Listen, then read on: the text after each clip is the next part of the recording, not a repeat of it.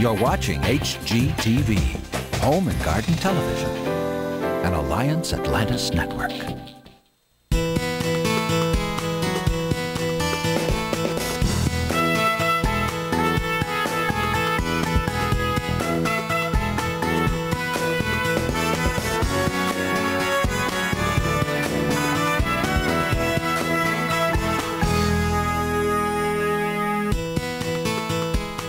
Welcome. We predict the next frontier of home design will be your garage. If you have a garage and you haven't yet paid serious attention to maximizing the potential of this found space, our show today will help charge your imagination.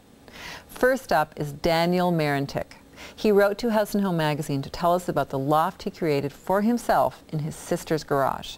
The letter came in and there were two sentences that really got our attention. The first one was telling us that for just over $4,000 he built and furnished a home for himself. And then he told us that House and Home magazine was his most anticipated piece of mail. He had strong design sense and he thought he'd done something pretty special. So we decided we had to see it, and it was so great that we were sure you would want to see it as well. So let's watch.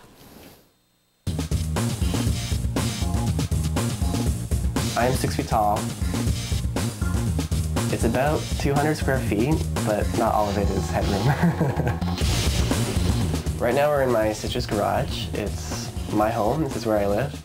In the garage is just meant for a single car, but above it is designed a three-tiered sort of living space. From the very beginning, I knew I needed some help because to do it by myself, it would take me forever. So I'm very grateful that my father wanted to help me out on this. It all began with just framing it. That took about 2 weeks, just creating the basic frame. From there, I just went from the drywall and insulation, and then it became the fun part, which was doing the tiling and choosing materials and basically incorporating all the things together that would make it more inviting, not just a small box in a garage. As soon as you come in, it's like a very short foyer, which leads to a small set of stairs that lead to this first platform. And the first platform is tall enough for me to stand completely. And that's where I have the sink. And it's great because you can use a sink all the time. It avoids me from having to go into the house just to brush my teeth or to shave or to wash my face.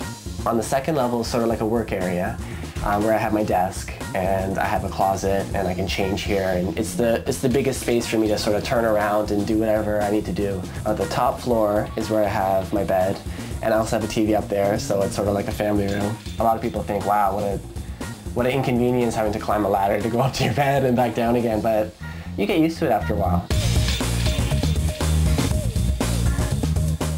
We did create a budget, about $3,500, and we knew material-wise how much we could spend just doing the basic framing, and then how much money was left over to do a little bit extravagances and make it that much more homey.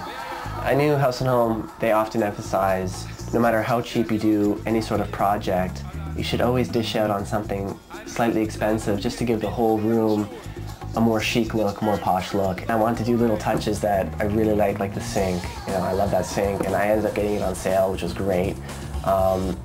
Really, the most expensive part was the tiles, but the tiles make such a dramatic effect, and I love the way they look, and it's sort of like art, and that's what I also got from the magazine a lot, is using materials instead of just art or pictures, using them to create texture, to create artwork. When I first envisioned myself coming into this space, I knew I didn't want to put a closet on this wall because that would be sort of like a dead end. I needed some sort of focal point unit, and that's how this was sort of created.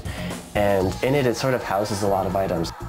And then I had this sort of unit that pulls out, which acts sort of as a side table, and it's practical, so it's sort of an all-in-one kind of unit. I knew if I had incorporated stairs to go from the second floor to the third floor, that'd be bringing out the space a lot and taking up a lot of floor space, so I needed a ladder, and I decided instead of buying one, I just used the leftover 2x4s that we had and stain it the same color as the flooring and the step stairs, and it sort of matches and fits in. After doing this, I really learned to love this sort of design and space planning, and I'd love to do that in the future.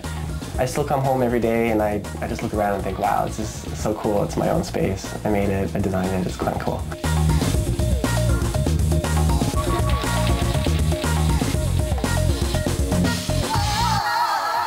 Amazing, Daniel. Second prediction, you have a bright future in design. Now, before anyone watching makes any plans to convert your garage into a living space, make sure to check your local bylaws. Well, our next design is quite a departure. Designer Michelle Lloyd